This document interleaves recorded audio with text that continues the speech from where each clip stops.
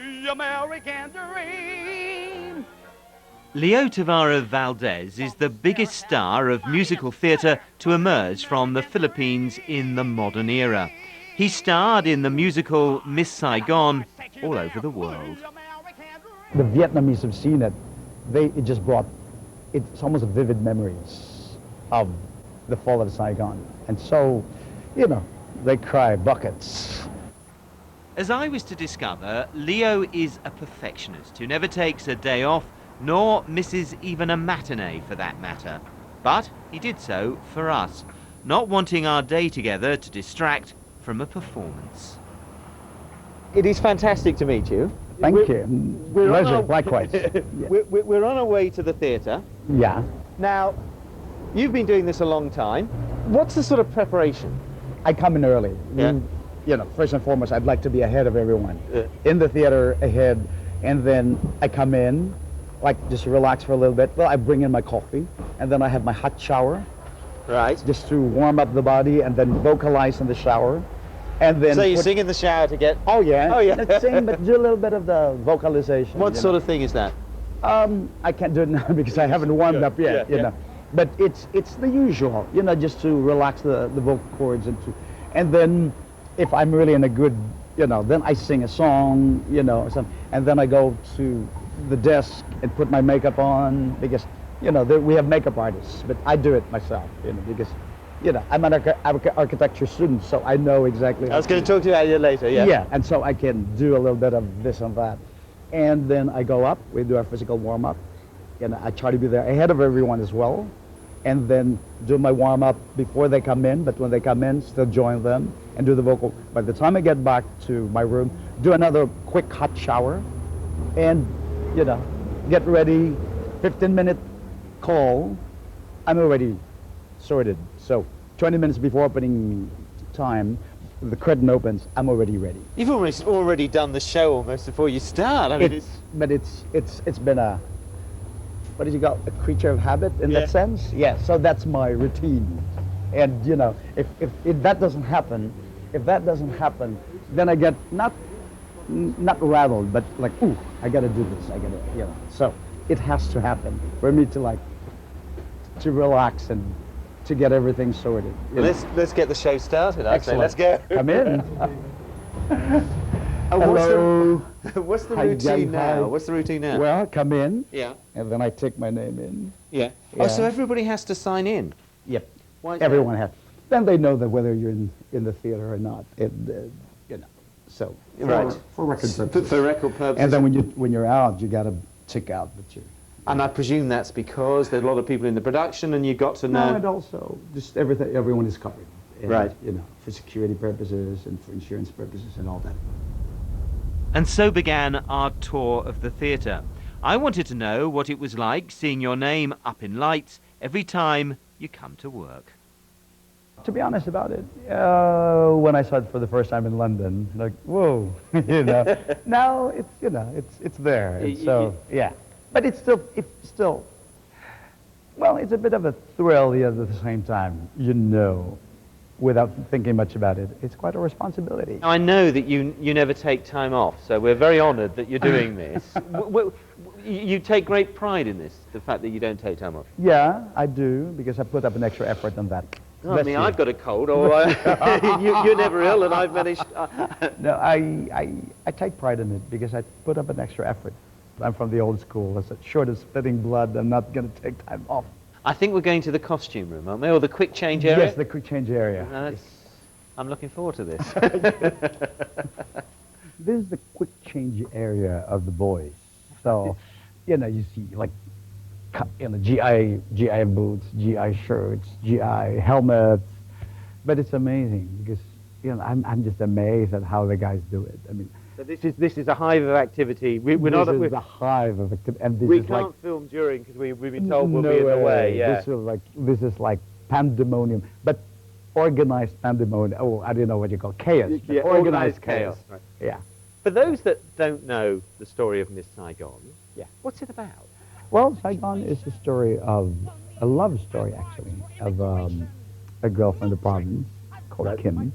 A young Vietnamese girl. Yeah, plucked from the province by this guy called the engineer, which is my character. Right. I own the bar called Dreamland, and I sell the girls to the GIs because they have their R&R, and they go to the bars, have their drinks, and have their girls, and I ran that bar, and I sell the girls to the GI, and so one night, Chris and John, his best friend, came over, and I saw them, and John is more of an officer, so there's more money there. Sure. So I made friends with them, introduced Chris to Kim, and Kim is this virgin, fresh from the province, and they met and they fell in love, and Saigon fell.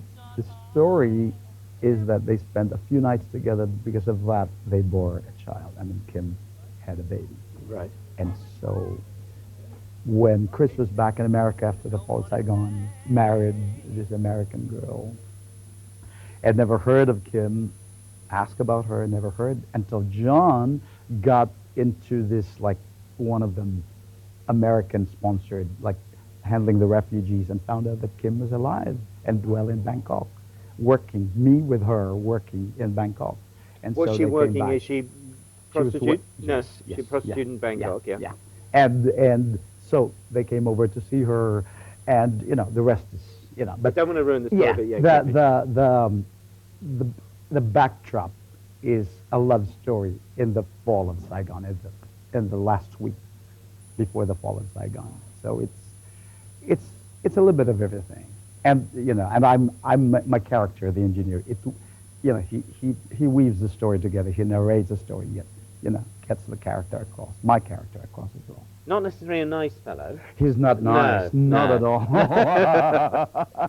He's not nice. He's human, but not nice, not nice. But likable Betty. I suppose one of the reasons why it's proved so successful and powerful is that although it's not a true story as such, Yeah. you can imagine that this happened a many lot. things. Oh, absolutely. There are many Kims out there, and there are many kids out there left behind. Coming up after the break, more with Leo Tavarro Valdez as we look round his temporary home in the Australian city of Melbourne, where he's socking out the songs from Miss Saigon. Welcome back. We're with the Philippines' greatest star of musical theatre, Leo Tavarro Valdez. We met up in the Australian city of Melbourne, where he's been performing in Miss Saigon to packed houses. He wanted me to share in some of his daily routine, taking me to his favourite bar. One of the big moments in your life, I'm guessing, is you went to the United States Yes. because you won a scholarship. I got a scholarship. Tell us exactly about that. Well, I finished high school, and this scholarship is called American Field Service. American Field Service International Scholarships is, it gets students from all over the world. Like, there were 52 of us at the time. We were sent to America and lived with an American family. I had a foster brother. How old are you at this time? At the time, I was 16. Right. Yeah, and because they'll give you this living with an American family, living in America. I mean, I was in the Midwestern. I was in Wisconsin, so I come from a small town in the Philippines. So it's sort of, they balance it up so you don't get that culture shock. Your first singing, as I understand it, was in church. At 6 years old. Yeah. Yes. And your faith is an important part of your life still? Faith is very important to me, especially I'm traveling a lot, and most of the time I'm alone.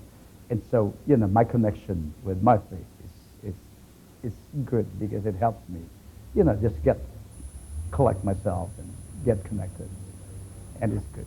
How hard has that been to maintain your faith while you have been travelling so much? And obviously in a showbiz world, which perhaps isn't the natural... Well, my faith, maybe more, if I may say so, my faith grounds me properly. And so it's a good guideline, it's a good foundation for me. That, I'm in the entertainment business.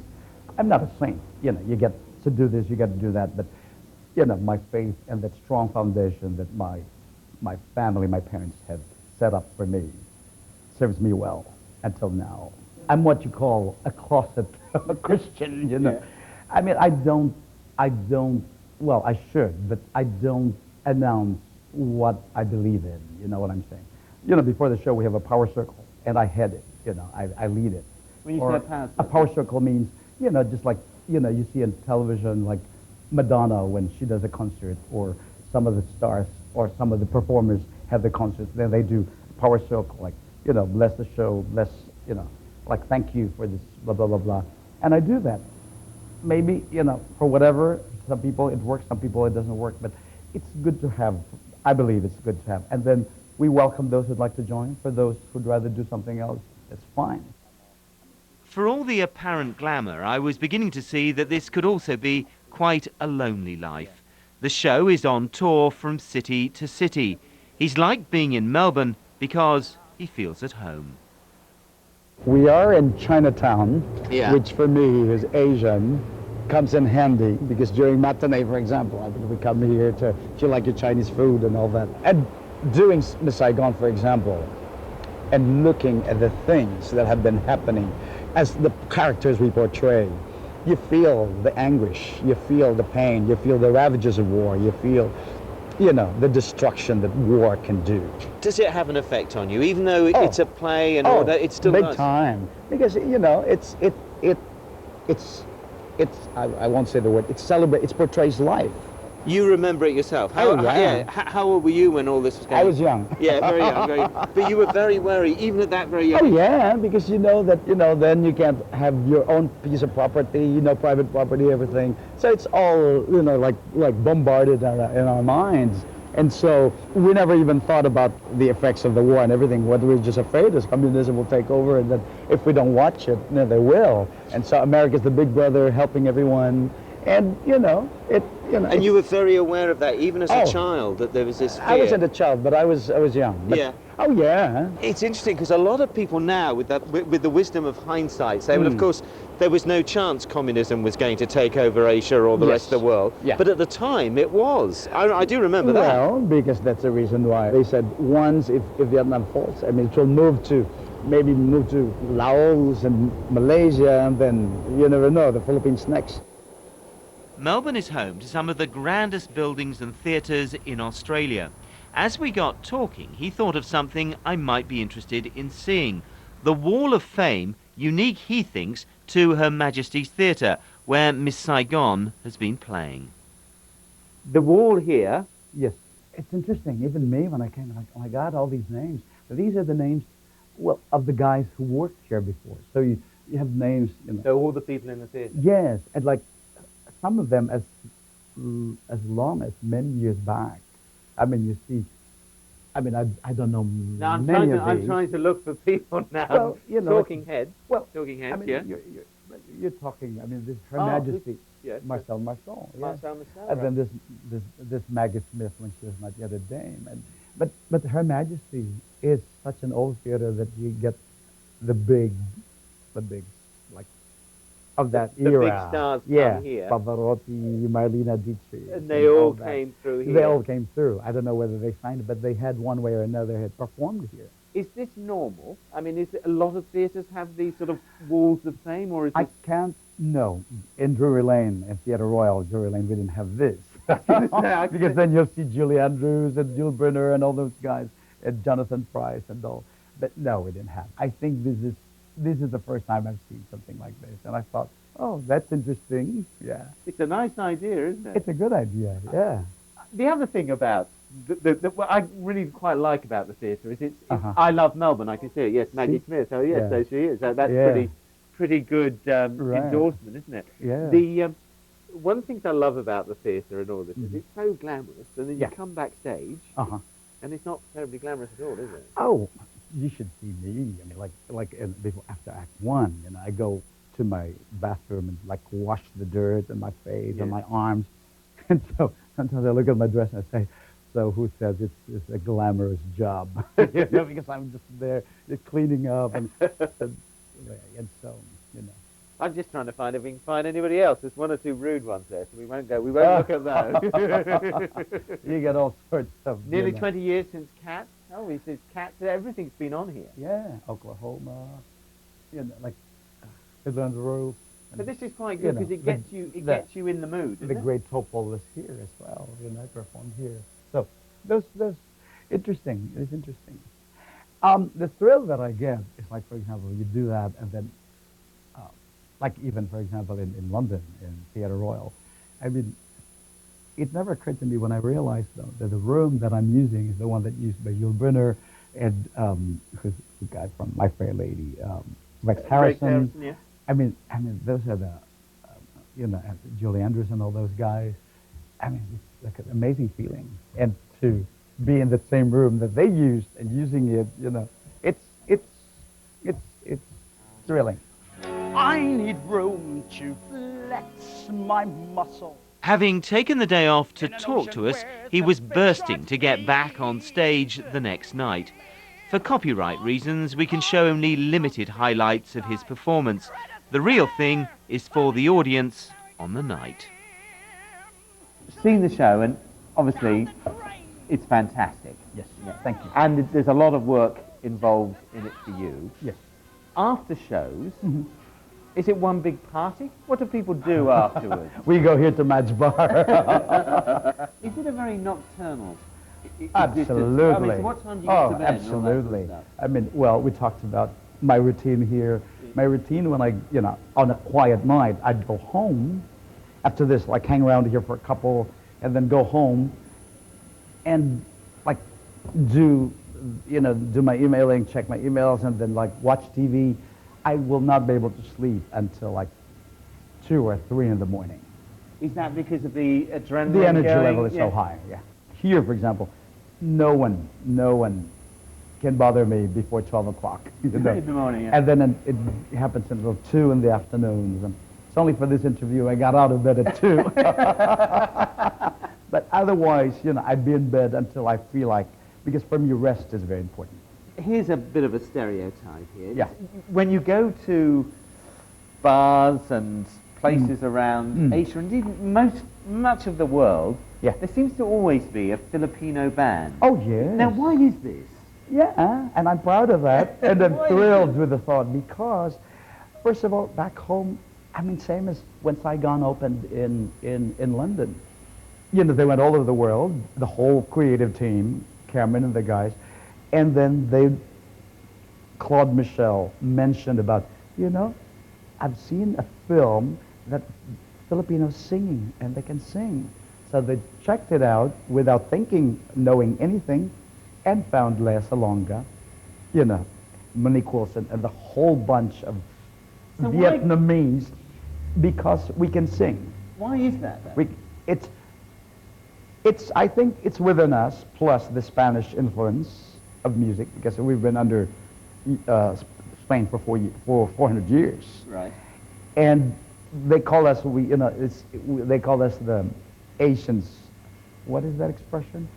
We have the black soul of Asia or something. Final question. How important is it? Everybody's own country is important. How important is it for you to be a Filipino? And what does it mean to you? We're good people. The Filipinos, we're good people. We're talented. We're, need to be directed, but we're a good people. Hardworking, friendly, genuine, and all that. Good qualities. And, it gives me great pleasure to do my bit in sharing it to the world and say, hey, back home we got people like, who are not trained, into this, but doing wonderfully well. I don't know. I mean, that's how I feel about it. Well, it's been a great pleasure meeting you. Thank you Thank you, very Michael. much indeed being on the The program. pleasure is mine. Thank you. Thank you.